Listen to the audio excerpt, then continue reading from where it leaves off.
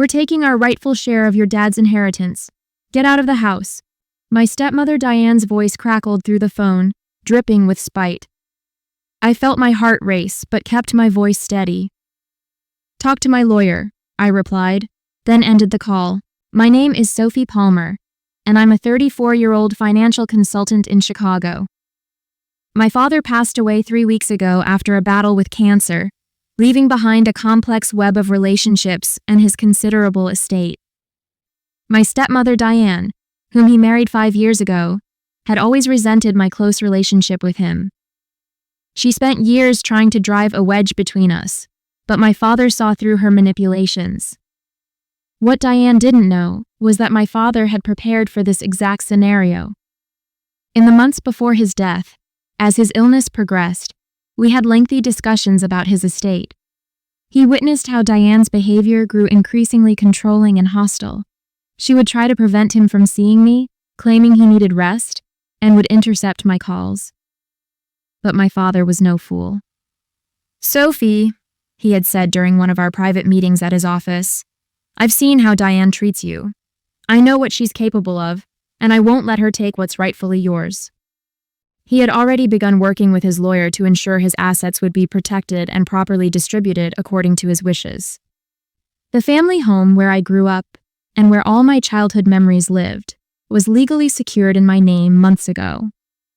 The majority of his estate was carefully designated to me through ironclad trusts and legal documentation that left no room for manipulation.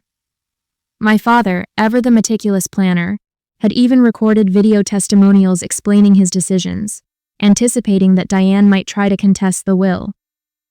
Now, as I sat in my apartment looking at the phone, I couldn't help but smile at Diane's premature victory call.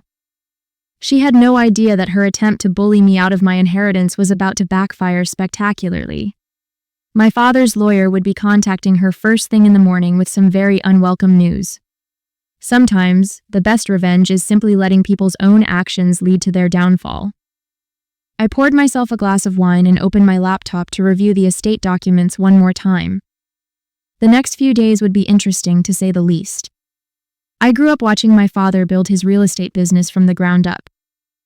After my mother passed away from breast cancer when I was 12, it was just the two of us for many years. We developed a special bond. He taught me everything he knew about business and finance, which eventually led to my career choice. Despite his busy schedule, he never missed my school events or forgot to help me with homework. Those years shaped who I am today. Everything changed when Diane entered our lives. She worked as a receptionist at one of my father's properties, and within 6 months of meeting him, they were married. I was 29 at the time, living my own life, but I noticed how quickly she tried to take control. At first, it was subtle, suggesting my father was too tired for our weekly dinners, or claiming he was too busy to take my calls. But over time, her true colors showed.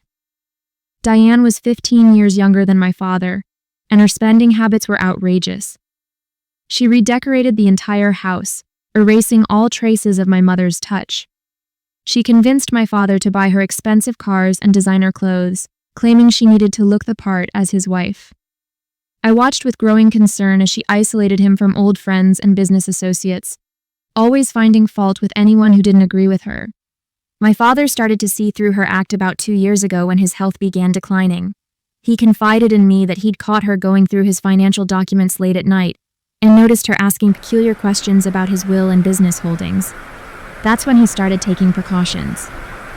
"I married her because I was lonely," he admitted to me during one of his chemotherapy sessions. "But I won't let my mistake hurt you, Sophie. You're my daughter, my legacy.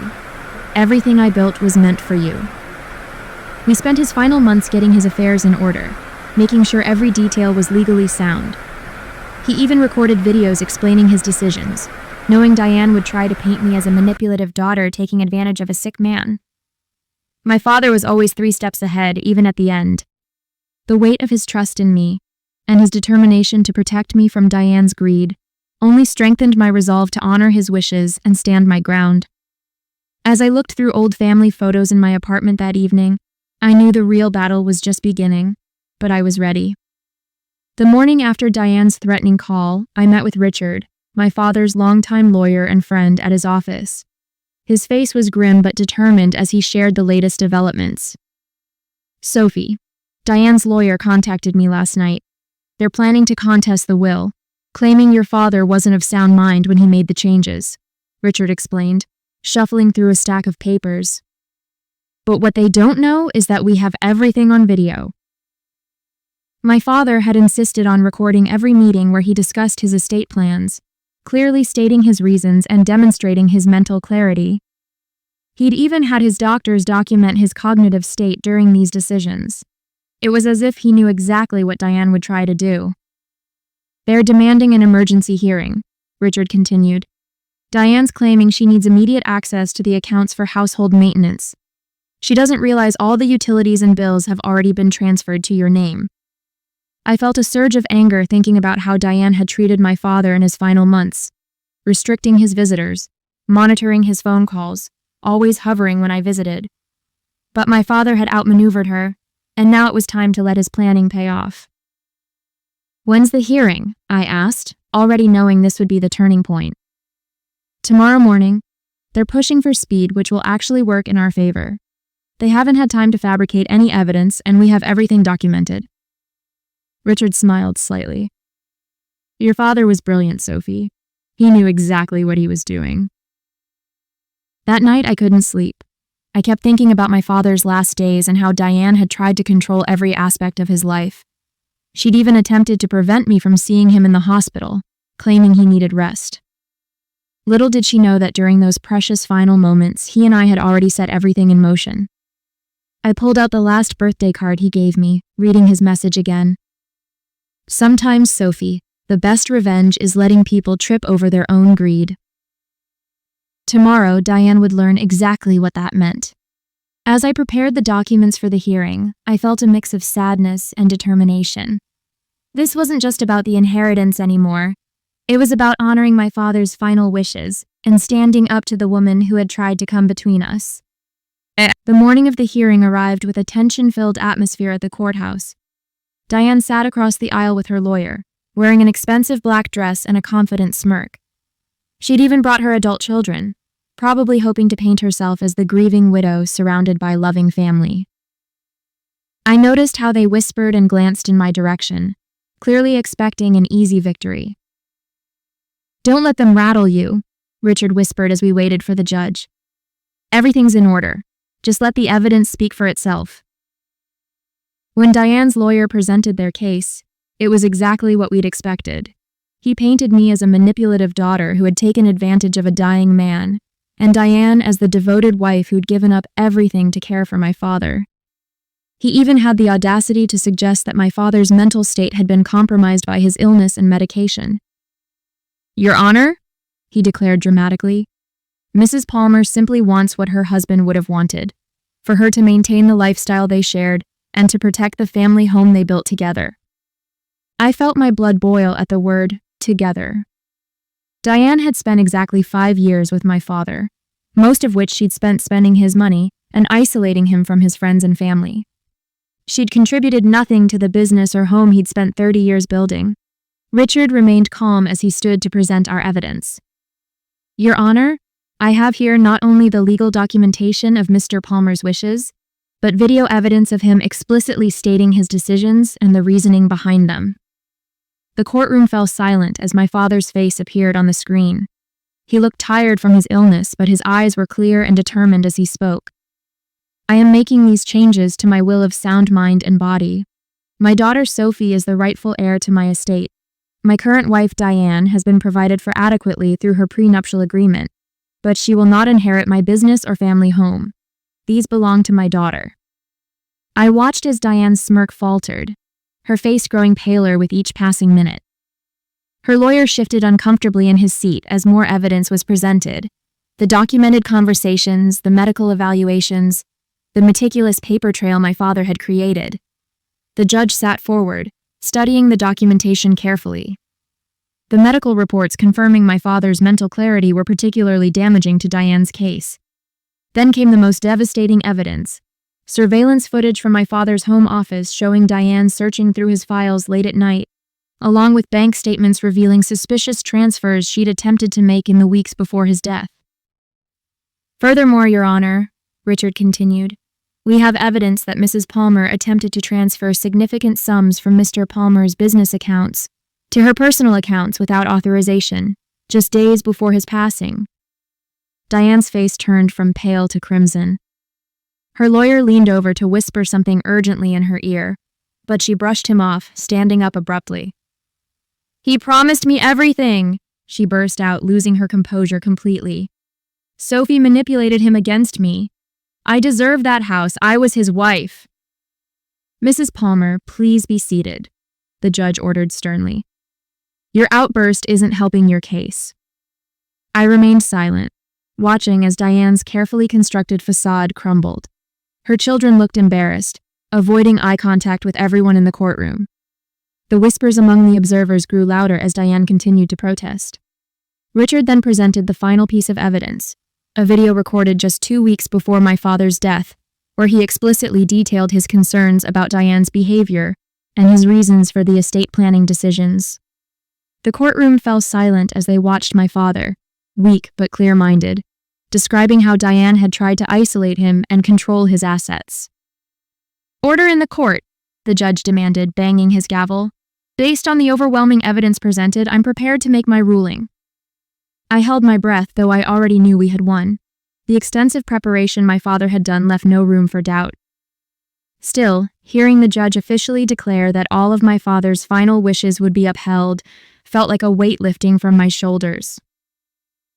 Furthermore, the judge added, looking directly at Diane, any attempts to contest this ruling will result in a thorough investigation into the suspicious financial activities brought to light today. Do I make myself clear? The judge's words echoed through the courtroom as Diane slumped in her chair, finally silent. Her lawyer quickly gathered his papers, already knowing they'd lost completely. But what happened next was even more satisfying than the verdict itself.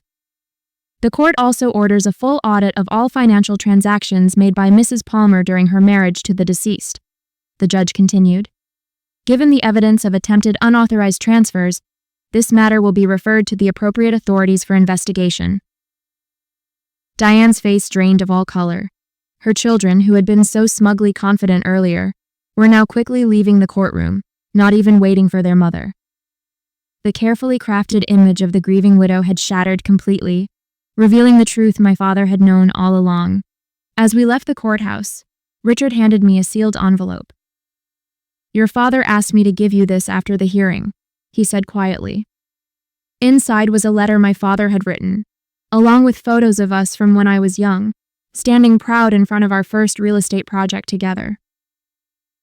My dearest Sophie, the letter began, if you're reading this, then everything has gone according to plan. I knew Diane would show her true colors eventually. While I regret bringing her into our lives, I never doubted your strength or intelligence. The business is yours now. Everything we built together. You were always my true partner in this journey. I felt tears welling up as I read his words, but they weren't tears of sadness. My father had given me one final gift. Not just the inheritance, but the satisfaction of seeing justice served. Through careful planning and foresight, he'd ensured that the truth would prevail. That evening, as I sat in my father's study, now my study, I noticed Diane's designer bag still sitting in the corner.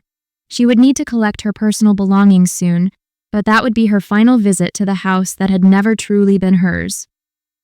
2 weeks after the hearing, I began the process of going through my father's belongings. Each room held memories, but his study affected me the most.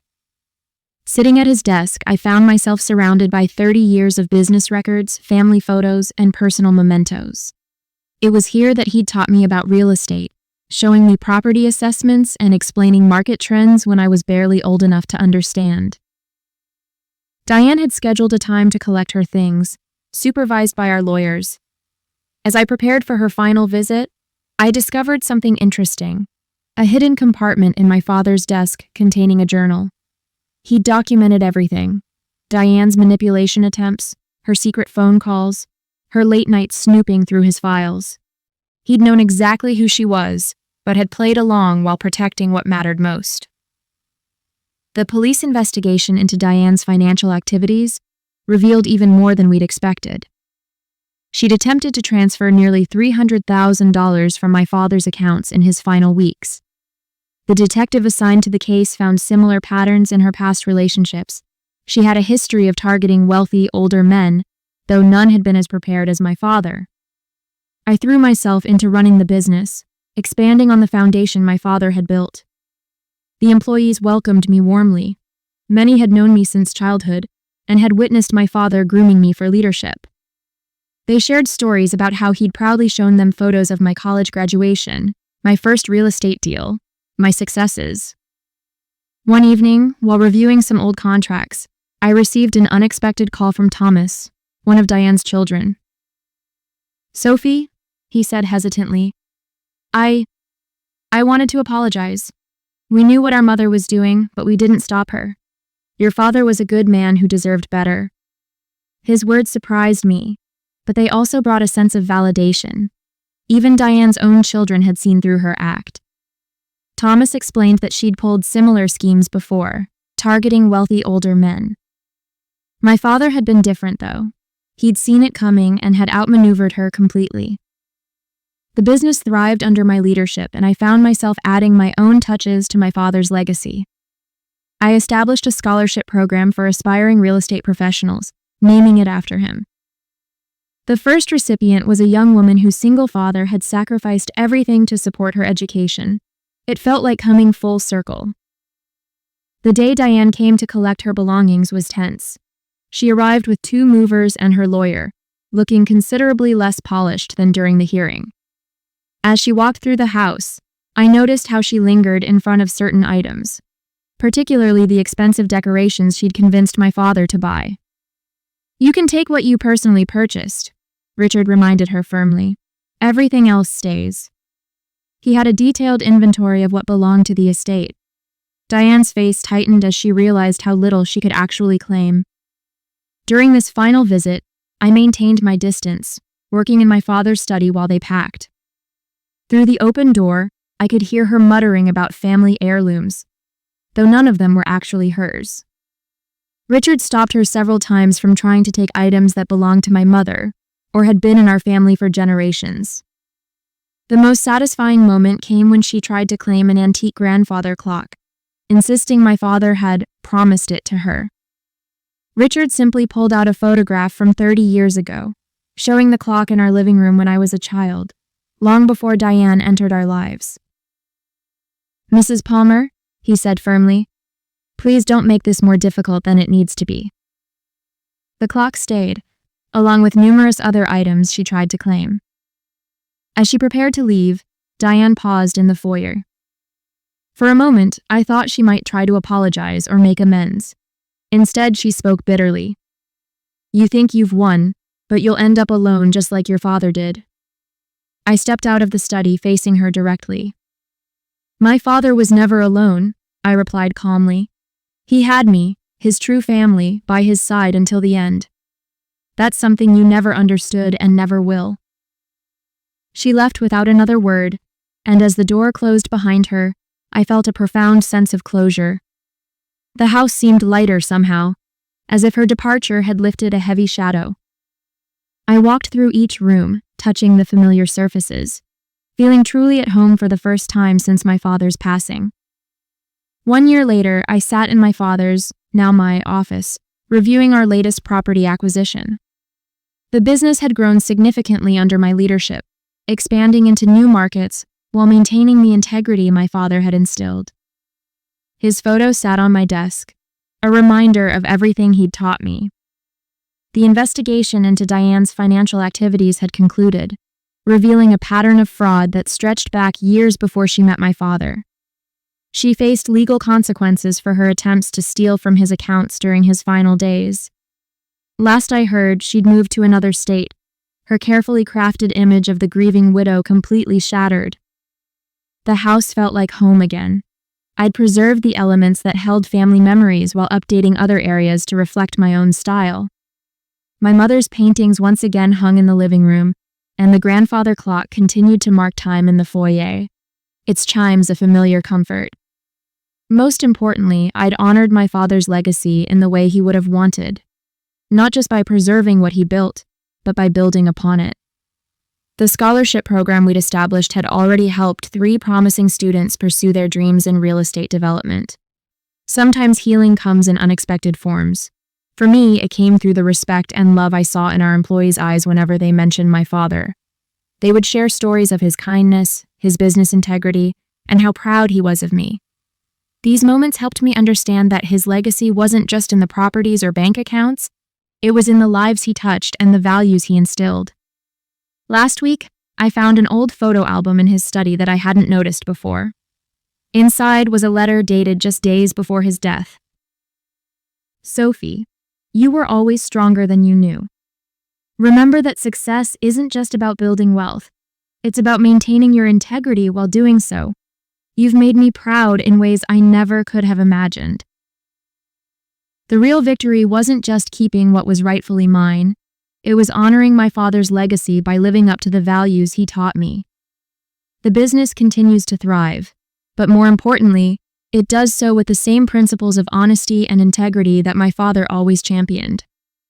Diane's attempts to take what wasn't hers ultimately revealed the strength I inherited from my father. Sometimes, the best revenge isn't about winning in court. It's about proving that goodness and truth eventually prevail.